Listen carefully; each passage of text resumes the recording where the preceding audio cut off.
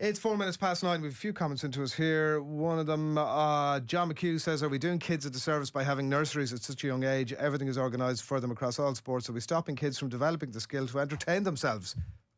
Thinking emoji, which it's not an unreasonable point, but probably that bit of a mix of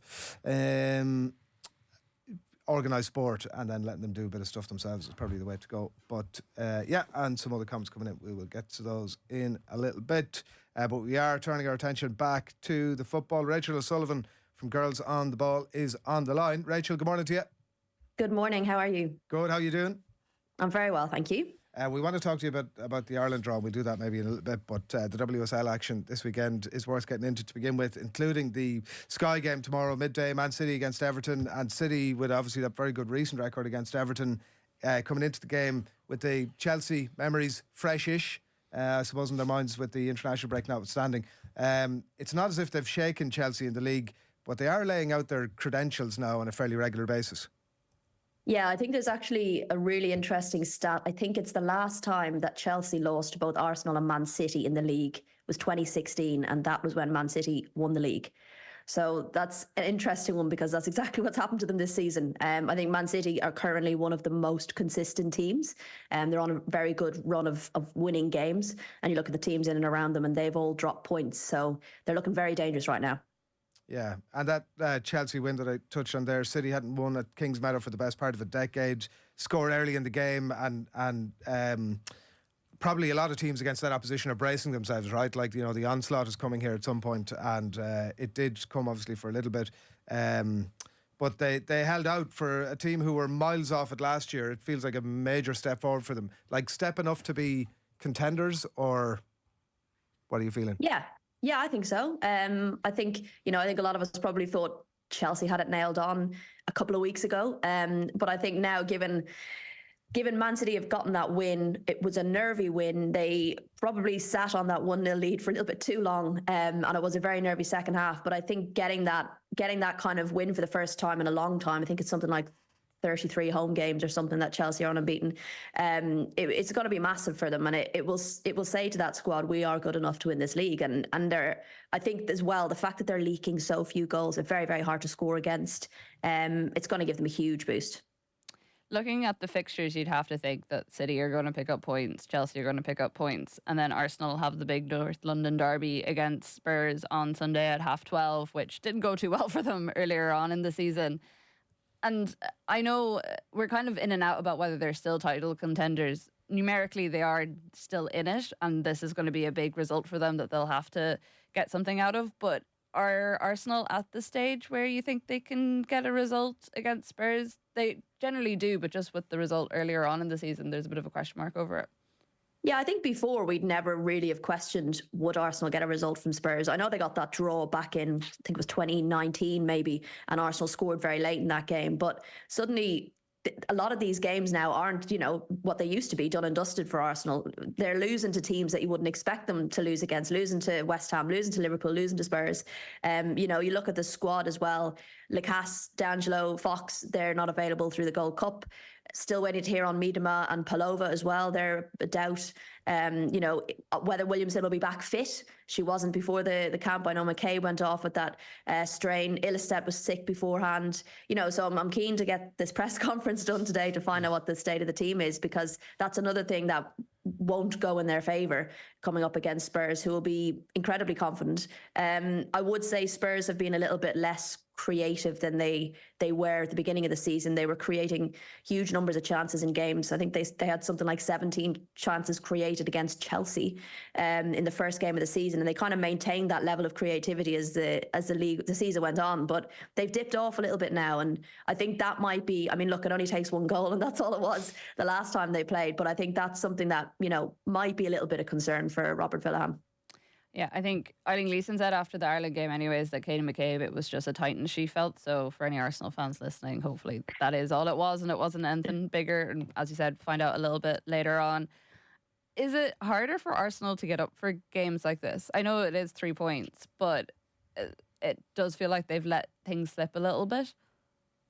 I don't think it will be now that they lost. I think that loss against Spurs will have hurt. And I think they'll be well up for this one. I think Arsenal have proven that They play better when they're under the cosh. They play better when they're struggling for numbers. And I think that's perhaps the case. I think that inconsistency this season has probably been the biggest frustration for Arsenal fans. You know, you can see them come out and play some unbelievable football against Chelsea, absolutely dominate, and then not be able to put the ball away against your West Hams, your Liverpools. I don't think this will be a difficult one for them to get up for, because they know now they have to win every game. If they want to be in any chance of winning the league, they have to win every game. They're going to have to play Chelsea and Man City again before the end of the season. And that will only take them level on points. So they can't afford to be dropping off in any of these games, especially the ones they'd be expecting to win. You've spent the last week in sunny Marbella, as we're sitting in a very snowy Dublin this morning, Rachel, and you got a chance to see England play. They obviously absolutely trashed Italy, who Ireland had drew with earlier on in the week. And you got to see a bit more of Lauren James up close. She won Footballer of the Year at the London Football Awards last night. In terms of the draw next week, how worrying is it, the potential of Ireland getting a team like England or Spain or whoever it may be? Yeah, I mean, that's what happens when you're up in this League B. You know, you've got the potential of playing these big names and these very good teams. Yeah, there's a few names in there I definitely want to avoid. I wouldn't want to be coming up against Spain. Netherlands have been a bit inconsistent. Germany have been a bit inconsistent. France, while they had been the only team unbeaten when they went into the Nations League final, looked really flat against Spain, and very little creativity up front. Not that I'm saying, you know, they're a good option, but I think if you're going to look at who to get from the League A group winners, I'd just like to avoid Spain. I think, you know, teams like Austria feel like they've regressed quite a bit. They used to be a team very difficult to break down. That wasn't the case against England. You know, Denmark sometimes struggling to put the ball in the back of the net. Italy, very inconsistent, really poor against England. So yeah, I think prefer one of those three over England, I'll be honest. England were very free-flowing. Again, something they've been struggling with was scoring in the last few windows, and that was absolutely not a problem this time around. Yeah, I was looking at the different groups, and Karen Duggan and I were talking about it on Coigig on Tuesday. What day? No, sorry, Wednesday. I'm trying to remember what day the match was on. We recorded the next day.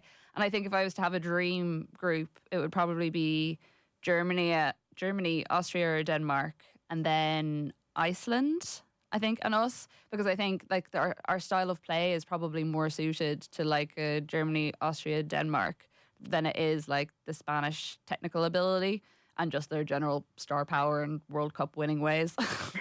Yeah, I'd agree. And I'd want to avoid teams like Belgium. You know, they've actually started to, I've been really impressed with them over the last few camps. They're very good against England. They did well in that their group with some tough opposition. So I wouldn't want to be drawn against Belgium. Norway finding their feet under a new manager. Sweden, you know, they've been a bit up and down as well. They'll be very pleased they won that playoff, dominated that playoff, which was no real surprise. But yeah, I think that'll probably be the best of a bad lot, I guess. Best of a complicated lot. Belgium are an interesting one because I remember watching them play in Wolverhampton against England in one of the warm-up games for the Euros and thought they were really poor at the time. But then since then, they've just come on leaps and bounds. And it does go to show the exposure to those bigger, higher level games, how much it does benefit. We kind of saw it on Wednesday against Wales whenever Ireland played them, the fact that they had been playing at that higher level compared to us, I think, did make a massive difference in the end. I know you were at the England game, so you didn't see it. But is there a world where we go into this and we get absolutely hammered in the group and then still make a playoff and it's still viewed as a good thing? I would, it's possible. And I think we have to factor that in. I know we all got really excited, obviously, making the World Cup, doing so well in League B, but you have to factor in that Ireland should have won that group. You know, you just don't want to get ahead of yourself, right? So you're winning these games comfortably, you're looking good, but you do it to factor in. You're now going to have to go up against some big teams, some good teams, and that's where the kind of proof's in the pudding, if you like. I think the fact that Ireland have this confidence, have managed to play teams where they could score, teams where they could try new things, they weren't constantly under loads and loads of pressure, will be really valuable for them. The Wales game, for me, not necessarily a bit of an anomaly, but I don't think that big of an issue. You know, missing players, it's hard. You know, you've had all of these games that have meant something. Every game has meant something. And then you come to these friendlies and you're a bit kind of, oh, we can kind of breathe again almost. So I think the Italy result, I think getting a draw out of them was a very good thing. I think the fact that missing some key midfielders, the fact that Lou Quinn couldn't play a whole match, stuff like that. There's little things like that would have played a part. So yeah, I mean, if they make a playoff, great. I mean, ideally, we're now saying, right, you need to make a major tournament. Once you get there, once you're kind of, that's the bar you've set, right? And I think I really want Ireland to not go down the route of your Northern Ireland's, your Scotland's, where you make a major tournament and then you just take your foot off the gas and you keep missing out. That's the thing I'd be worried about. It does sort of feel as well like they've got to a position, Kathleen, where they don't really, like, they're not going to be looking at the draw today going, like, clearly there are teams that we would like to avoid, but at the same time, like, they don't really feel, and they've performed really well, probably up their game against some of the better teams as well, and obviously the World Cup was what it was, but they're not going to be, I mean, it's a bit of a cliche, but they ain't going to be fearing anybody. They're at that level now. I don't think so. And I think in some ways we actually find it easier to go up against teams that are slightly better than us, the classic Irish underdog mentality. When we played Italy on Friday, we had such a calmness and a maturity on the ball. We weren't afraid to patiently build up and take our moments, which was totally absent against Wales, who were the team that we probably should have been at a similar enough standard to. It was interesting that anytime you asked any of the players, half jokingly, half serious, who would you like to play? Do you want to face England? It'd be great to see Spain. None of them gave an answer. Okay. Not one. It was like they had all been coached not to say who they want to go up against. And you thought even some of them, you could name, say, specific players that they would play with and say, would you like to go up against them? It'd be a bit of fun. Nothing. It was completely stonewalled. So I'd say with the calibre of teams that are in there, they're probably looking at it as a hard draw no matter what. And for that reason alone, they're probably not thinking about it too much and just thinking we have to get to this point. That's kind of what Denise O'Sullivan was saying when we interviewed her for Koi Gig during the week. I'm just looking forward to, I would actually in some ways love to get a Spain or an England and have a big day out in the Aviva. Oh, yeah. Pay to see Aitana Bonmati just kick a ball around the pitch for 90 minutes. The Ireland team doesn't even need to go out on the pitch. We'll just let her have a little showcase and we can all sit there and enjoy it. I think there's no easy draw. That's the main thing. No easy draw. And I would let's have Spain. Let's we'll do them for you tomorrow. Is that the way we look at it? Italy did beat them 3-2, so yeah. You never know. They struggle with teams as well that are low blocks. They can pass around you all they like. It's the conversion that's been the issue I think in the past for Spain. Now I don't want to completely jinx myself and have them put 8 past us, but Ireland have been pretty sound defensively. That's an area they're good at. So it would be fun. And I think realistically, we're going to be aiming for second place. Playoff, great, but it's going to be very, very, very difficult to top that group. Let's put it that way. Sorry, Rachel. The Lauren James question came up that Catherine mentioned, obviously Player of the Year, and she didn't, I don't think, start for England in the most recent games. And Sarita Vigman has come out to say that. I mean, it felt like her comments were sort of saying, well, she's just not, it's competitive. There are people that are better than her at the minute. Has she not kicked on since last year, or what's your view on where she's at? No, currently?